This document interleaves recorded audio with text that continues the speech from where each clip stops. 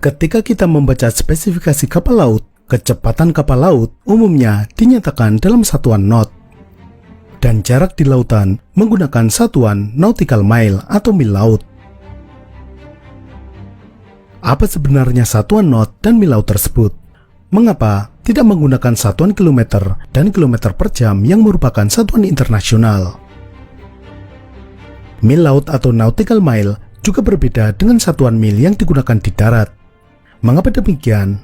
Kita akan membahasnya dalam video ini. Pertama, kita bahas dulu satuan yang kita gunakan sehari-hari, yaitu satuan metrik system. Disebut juga satuan internasional, karena satuan ini digunakan di seluruh dunia. Hanya 3 negara yang secara resmi tidak menggunakan satuan ini, yakni Amerika Serikat, Myanmar, dan Liberia. Entah ada apa dengan mereka. Bahkan, kita sulit menemukan persamaan ketiga negara tersebut. Amerika, Myanmar, Liberia, tidak ada mirip-miripnya. Pada zaman dahulu, banyak satuan-satuan atau unit ukuran yang digunakan umat manusia. Di Indonesia sendiri, ada satuan tradisional hasta, jengkal, dan depa. Untuk jarak yang lebih jauh, ada jarak sepelemparan tombak atau yang lebih jauh lagi 5 hari berkuda. Tetapi, tentunya Kisanak tahu, ukuran-ukuran itu tidak konsisten. Panjang jengkal hamba tentunya sangat berbeda dengan jengkal Tuan Pendekar semuanya. Demikian juga satuan di luar negeri. 1 inci adalah panjang dari 3 biji gandum. Feet atau kaki adalah panjang rata-rata telapak kaki lelaki dewasa. Dan yard adalah lingkar dada pria dewasa. Ukuran-ukuran itu juga tidak konsisten. Ukuran benda-benda yang dijadikan patokan bisa berubah-ubah. Maka, diperlukan patokan yang bersifat tetap, tidak berubah. Pada masa Revolusi Prancis, Akademi Sains Prancis membentuk sebuah komisi untuk menentukan satu skala pengukuran tunggal. Pada tahun 1790, komisi ini mengusulkan menggunakan bumi sebagai patokan. Ya, ukuran panjang akan berpatokan pada ukuran bumi. Pada saat itu, sudah ditentukan nama ukuran tersebut adalah meter.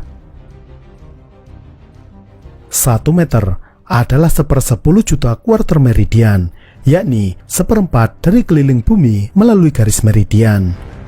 1 meter adalah 1/10 juta jarak antara titik kutub utara sampai garis khatulistiwa melalui kota Paris. Pertanyaannya, bagaimana cara mengukurnya? Siapa yang akan menarik meteran dari kutub utara sampai khatulistiwa? Tentu bukan begitu caranya. Ada metode khusus untuk mengukurnya. Pada tahun 1792, Akademi Sains Prancis menugaskan tim ekspedisi untuk mulai melakukan pengukuran. Pengukuran ini dipimpin oleh Jean-Baptiste Joseph Delambre dan Pierre McHane. Mereka mengukur jarak dari suatu titik di Dunkirk sampai Kastil Montjuic di Barcelona.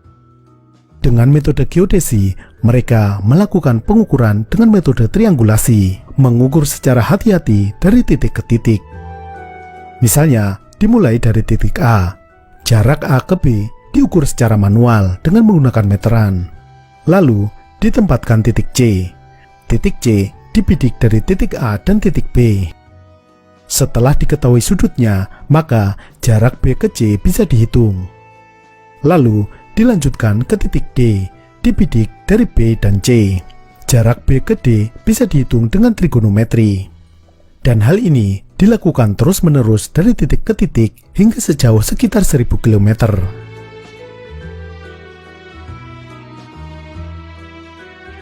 Butuh waktu 7 tahun untuk menyelesaikan pengukuran ini.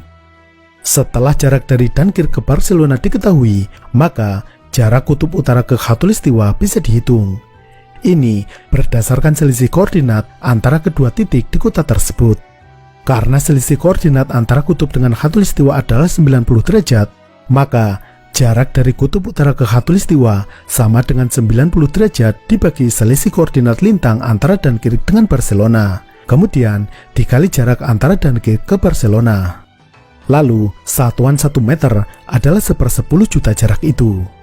Sehingga Pada masa itu, dipercaya bahwa keliling bumi adalah tepat 40 juta meter atau 40.000 kilometer. Pengukuran modern ternyata keliling bumi adalah 40.075 kilometer. Jadi, pengukuran yang dilakukan Prancis pada masa itu terdapat error 0,02%. Tapi, ini sudah sangat bagus mengingat itu dilakukan tahun 1790-an.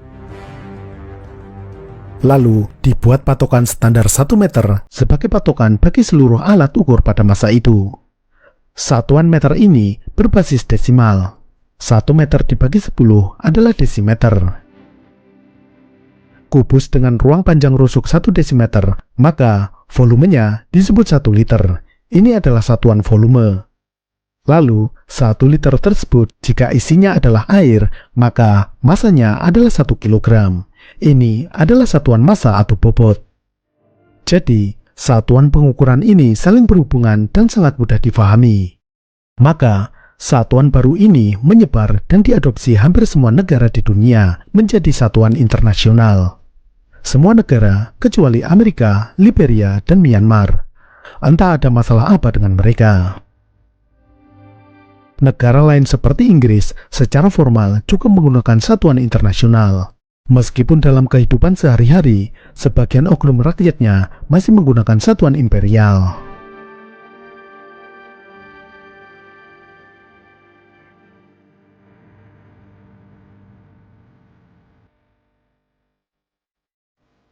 Kita kembali ke satuan yang digunakan dalam pelayaran, yaitu mil laut atau nautical mile. 1 mil laut setara dengan 1,852 km. Jika satuan meter didasarkan pada keliling bumi, apa patokan yang digunakan sebagai ukuran mil laut? Ternyata sama, yakni sama-sama bumi. Hanya saja pembaginya yang berbeda. Ini berkaitan dengan sistem koordinat yang digunakan untuk menunjukkan posisi di permukaan bumi. Dalam sistem koordinat ini, bumi dibagi-bagi dalam garis lintang dan garis bujur. Pada pembagian garis bujur, karena bumi bulat, maka pembagiannya sama dengan lingkaran, yakni 360 derajat. Tapi dalam prakteknya, dibagi dua menjadi belahan barat dan belahan timur. Garis tengahnya, yakni garis bujur 0 derajat. Dari garis 0 derajat ke barat adalah bujur barat, dan ke timur merupakan bujur timur. Setiap 1 derajat sama dengan irisan seperti 360. Di lapangan, jarak 1 derajat ini masih sangat besar. Pada garis khatulistiwa, interval 1 derajat sekitar 111 km. Ini seperti jarak Jakarta-Bandung. 1 derajat masih bisa dibagi lagi menjadi menit derajat, yakni dibagi 60.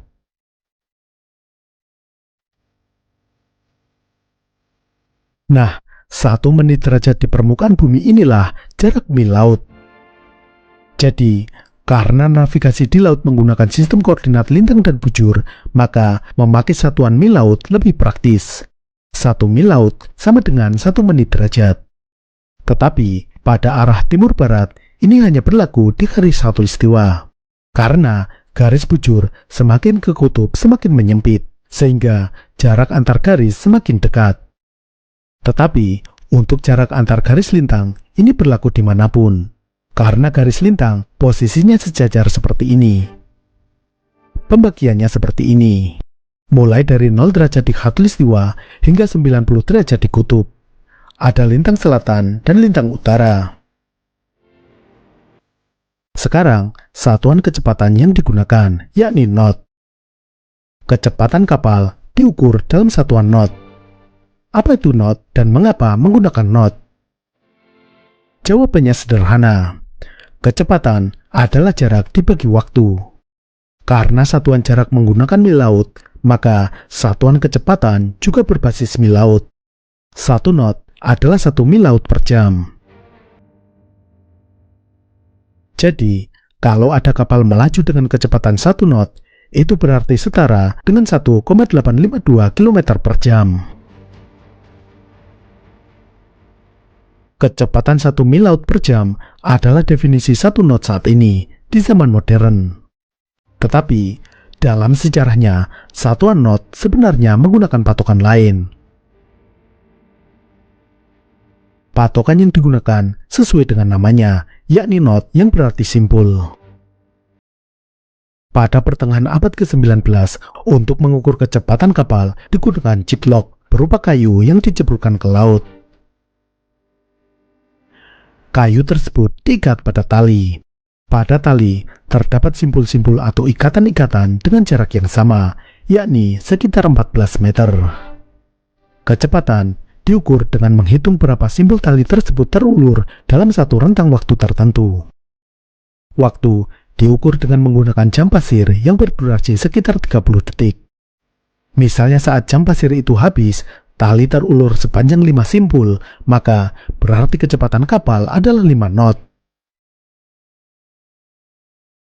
Kemudian, pada masa modern, satuan knot ini dikonversi dengan patokan mil laut.